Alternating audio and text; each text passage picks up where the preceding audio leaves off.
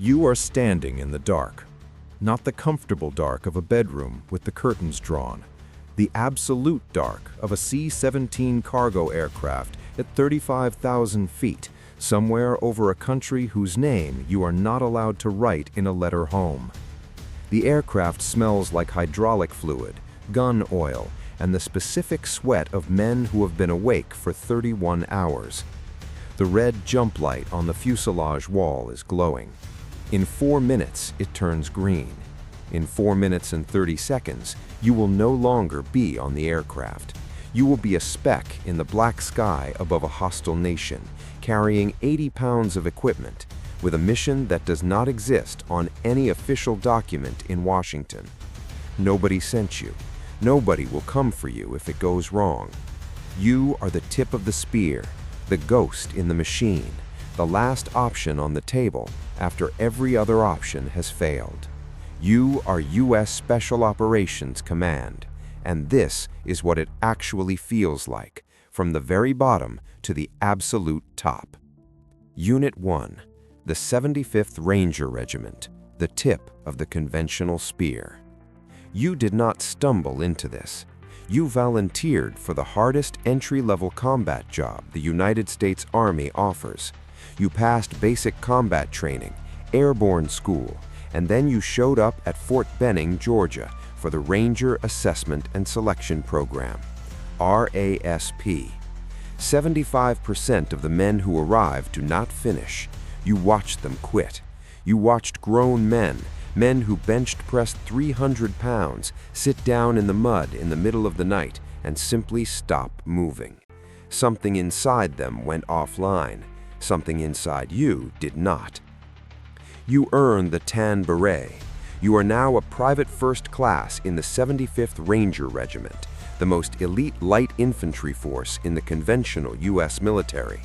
But do not confuse yourself with the Tier 1 operators you have seen in movies. You are not Delta Force. You are not SEAL Team 6. You are the sledgehammer.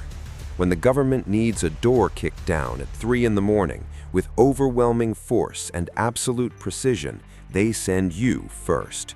You are the unit that clears the runway so the other ghosts can land. Your first deployment is Afghanistan. You are 19 years old. You are conducting direct action raids, hitting high-value Taliban compounds in the Kunar province at 0200. You do this not once, not twice, but 3 and 4 times a week. A deployment cycle for Rangers is not a deployment. It is a production line. Hit, exploit, extract, reset, hit again.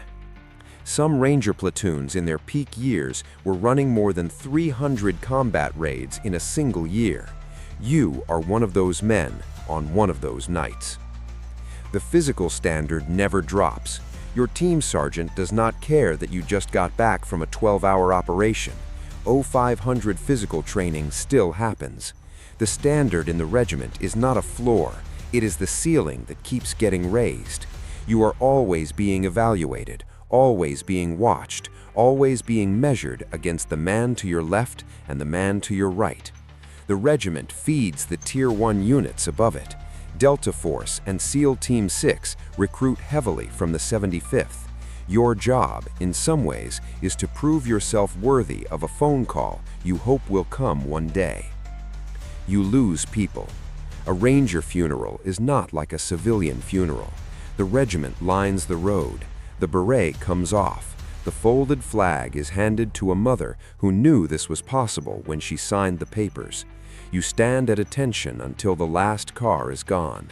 Then you go back to work, because that is the only answer the regiment has for grief. More work, more precision, more raids. You are 19 years old, and you have already attended 4 funerals for men you ate breakfast with. Unit 2, the Green Berets, the quiet professionals. You are older now. You have been in the Army for several years. You volunteered for Special Forces selection, and you spent 3 weeks in the Uwharrie National Forest in North Carolina being systematically broken and rebuilt by men who never raised their voices. The Special Forces assessment and selection process does not try to make you quit with brute physical force alone. It tries to make you quit with uncertainty. You never know how long the next event will last. You never know if the land navigation course has an end. You never know if the log you are carrying has a destination. The uncertainty is the test. The men who make it through are the men who are comfortable operating without a complete picture. You are accepted into the Special Forces Qualification Course, the Q course. 18 months of the most comprehensive unconventional warfare training on Earth. You do not just learn to fight, you learn to teach others to fight. You learn 11 foreign languages are on offer, and you must become functional in one. You learn civil affairs, psychological operations, medical trauma surgery, advanced demolitions, communications, and the specific, subtle art of walking into a foreign village where everyone has a reason to hate Americans and leaving 4 months later with that village feeding you intelligence and sheltering your team from the enemy. You earned the Green Beret. You are assigned to a Special Forces Operational Detachment Alpha, an ODA. 12 men, your team. In the Special Forces world, the ODA is everything. You will spend more time with these 11 men than you will spend with your family for the next decade. You deploy to Mali, to the Philippines, to Colombia, to places the State Department has travel warnings for that most Americans could not find on a map. Your mission is foreign internal defense. You are not here to fight the war. You are here to teach the locals to fight their own war. You embed with a battalion of Nigerian army soldiers who have not been paid in 3 months, whose boots are held together with electrical tape, and whose officers are stealing the food meant for the enlisted. You are supposed to turn this into a fighting force capable of defeating Boko Haram. You spend 8 months doing exactly that, through the sheer force of patience, cultural respect, personal relationships, and the quiet, grinding work of building trust, 1 meal and 1 training session at a time. Nobody writes articles about this mission. No action movie gets made about what you did. You came home and your neighbors asked if you won. You are a Green Beret. The question does not apply to you. You did not go to win. You went to make winning possible for someone else. The water is 68 degrees Fahrenheit. That sounds tolerable until you have been lying in the Pacific Ocean surf for 4 hours in the middle of the night, while an instructor screams at you to link arms and sing. This is Hell Week, the 5th day of basic underwater demolition SEAL training. You have slept 4 hours since Sunday. It is now Friday morning. Your core temperature is dropping. The men beside you are shaking so violently their teeth are cracking. The instructors are offering you a warm blanket, hot coffee, and a bus ride back to the barracks. All you have to do is walk to the bell in the center of the compound and ring it 3 times. You do not ring the bell. You earn the Trident. The Navy SEAL Trident is arguably the most recognizable special operations badge in the world. You are now a SEAL, assigned to one of the numbered SEAL teams at Naval Amphibious Base Coronado in California or Little Creek in Virginia. You are young, lethal, and surrounded by men whose default emotional setting is competitive aggression. The SEAL teams have a culture unlike any other military unit. The brotherhood is real, and it is forged in something that cannot be manufactured or fast-tracked. You and the man next to you have both been at the bottom of a pool at 0200 with an instructor kneeling on your air hose. That experience creates a bond that most civilians will never understand. Your first deployment is to Iraq with a SEAL task unit. You are doing the same direct action work the Rangers do, but with a maritime infiltration capability that lets you come from directions no one expects. You hit networks, you capture or kill high-value targets, you build pattern-of-life profiles on enemy commanders over weeks and months, and then you deliver the consequence in minutes. You are exceptionally good at it. But the SEAL teams also carry a weight. The losses are significant. The divorces are catastrophic. The transition back to civilian life is brutal for men trained to exist only in the extreme. You see teammates medicated, divorced, and lost. The culture that forges you can also consume you. You are a warrior with a trident and a mortgage, and a wife who has raised your children largely alone for 4 years, and you do not know how to be the man she needs you to be between deployments. This is the part they do not show in the recruitment videos. The Marine Corps did not want a special operations force. The culture of the Corps resisted it for decades. Every Marine a rifleman. Why create a separate elite? Then the wars in Afghanistan and Iraq demanded something the conventional Marine infantry could not provide. And in 2006, Marine Special Operations Command was born, the Raiders. You are a Marine infantryman with 2 deployments and a combat action ribbon before you even attempt the MARSOC assessment and selection. You pass. You go through the individual training course. You emerge as a critical skills operator, the Marine Corps equivalent of a Green Beret, and you are assigned to a Marine Ranger Regiment.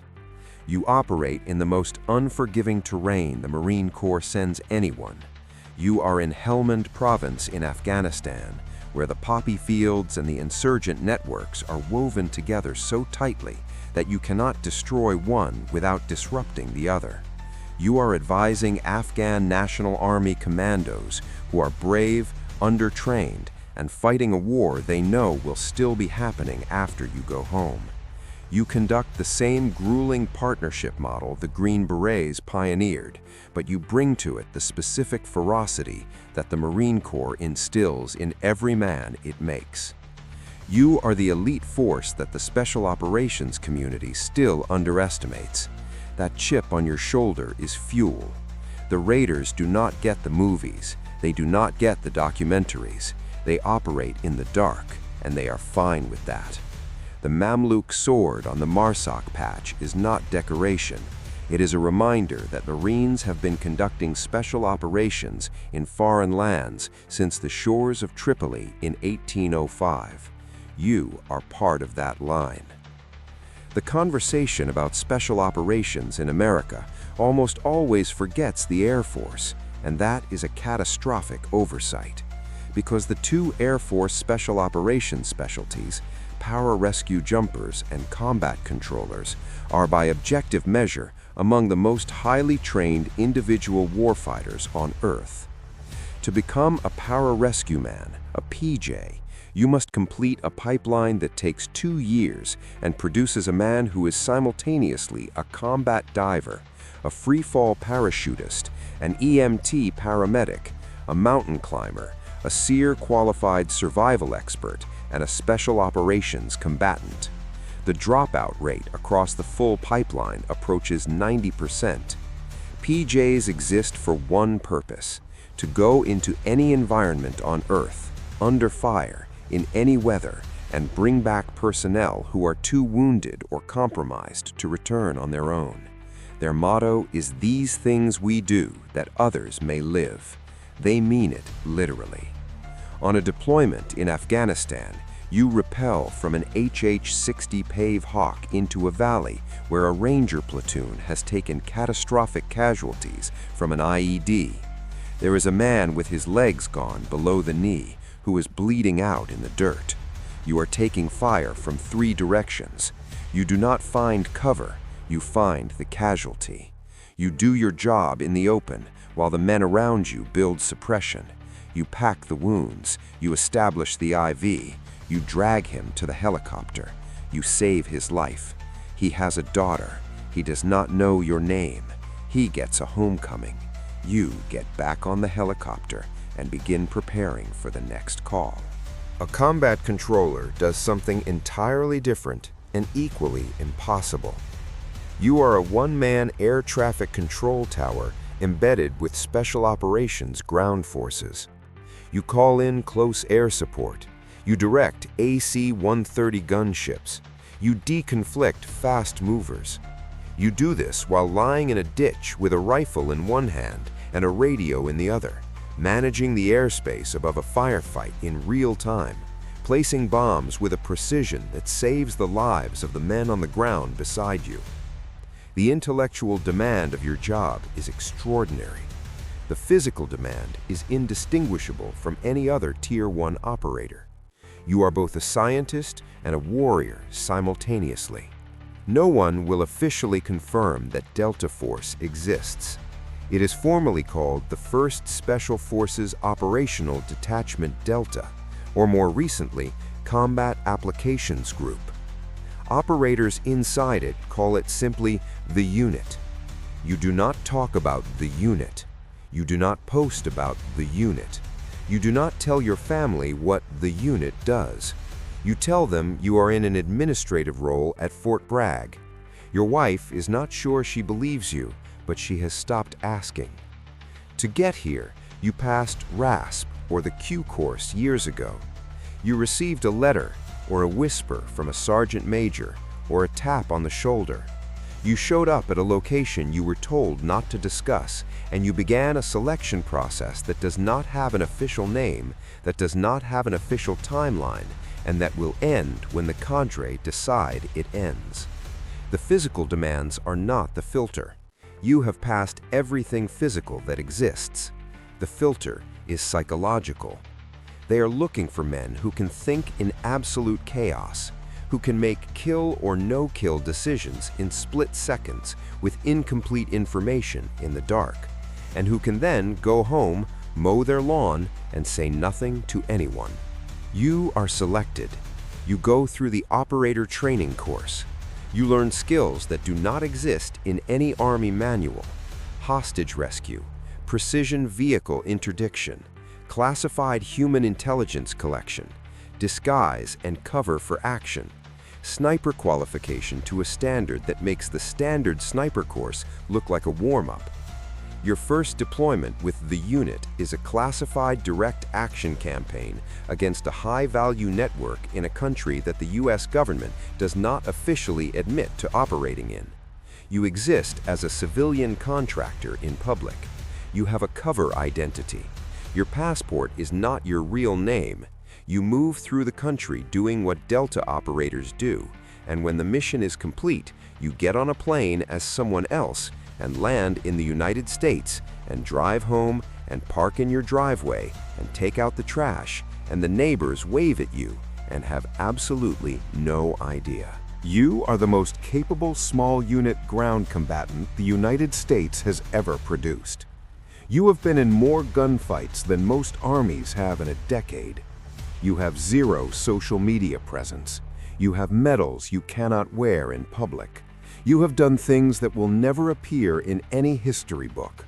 You are a ghost who pays taxes and coaches Little League on Saturday mornings and wakes up at 3 in the morning sometimes because the sounds from Mosul are still in your head. This is what the unit costs. The official name is the Naval Special Warfare Development Group, DEVGRU, but the world knows it as SEAL Team 6, the name that became permanent in the public consciousness on the night of May 2nd, 2011, when a troop of operators landed in Abbottabad, Pakistan, and killed the most wanted man in the world. You were not on that mission, but you are in the same building. You are in the same unit. You know the men who were. You trained with them. You ate in the same cafeteria. To get to DEVGRU, you had to be an exceptional SEAL first. Multiple deployments, combat experience, a reputation in the teams as someone with the specific combination of physical dominance, tactical intelligence, and psychological stability that the Green Team evaluators are looking for. The Green Team is DEVGRU's selection and training course. It is brutal in ways that differ from BUDS. BUDS is about finding out if you can endure. Green Team is about finding out if you are good enough. The men who fail Green Team were already exceptional. They were simply not exceptional enough for this. DEVGRU operates across 4 assault squadrons and a reconnaissance element. You are in one of the assault squadrons. Your targets are the hardest targets in the world.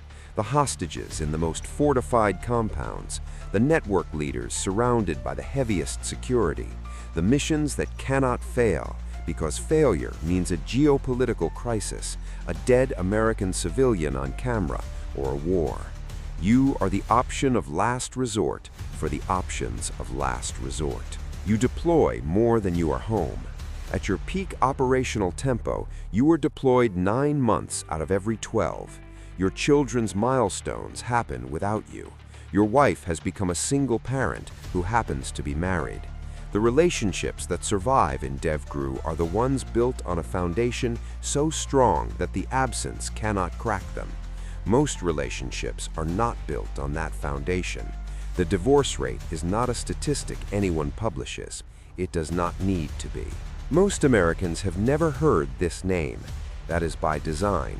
The intelligence support activity, known internally by a series of cover names that have changed over the decades, Gray Fox, Centra Spike, Titan Point, is the most classified special operations unit in the United States military. It does not appear on most organizational charts. Its operators are drawn from Delta Force, DEVGRU, and the intelligence community. Its budget is a black line in a classified annex that most members of Congress are not authorized to read. You have been in Delta Force for 7 years. You were recruited into the activity by a man who sat down across from you in a conference room and did not introduce himself by name. He told you what you would do. He told you what you would give up. He told you that you would officially not exist in any military roster. He told you the work was the most important and the most dangerous of any special operations assignment available. He told you to take the weekend to decide. You took the weekend. You came back Monday. You said yes. The activity conducts what the intelligence community calls advanced force operations. You go in before everyone else. You establish surveillance networks in denied areas. You collect signals intelligence, human intelligence, and technical intelligence that enables the assault forces, Delta, DEVGRU, to hit their targets with precision. Without the intelligence you collect, the raid does not happen, or it happens blind and people die. You are the reason the raid succeeds. You will receive no credit for it. You operate under commercial cover in cities where being identified as an American military operative means immediate execution. You have a backstory, a business card, a LinkedIn profile for a company that does not exist, and a set of skills in elicitation and surveillance detection that would make the CIA's clandestine service take notice. You are simultaneously a special operations warrior and a field intelligence officer, and you are better at both than almost any person alive. You will retire from the military and move to a suburb somewhere and work in private security consulting, and you will never once tell anyone what you actually did. Not at dinner parties, not to your children when they grow up, not to the journalists who will someday write books about units they only partially understand. You took an oath. You keep it. That is the final and defining characteristic of every man at the top of the American Special Operations pyramid. Not the raids, not the kills, not the medals locked in a box in the closet. The silence, the permanent, total, voluntary silence of men who know exactly what they did and have decided that knowing is enough. The green light turns on. You step into the dark. You fall. Nobody is watching. Nobody will know. That is exactly how you want it.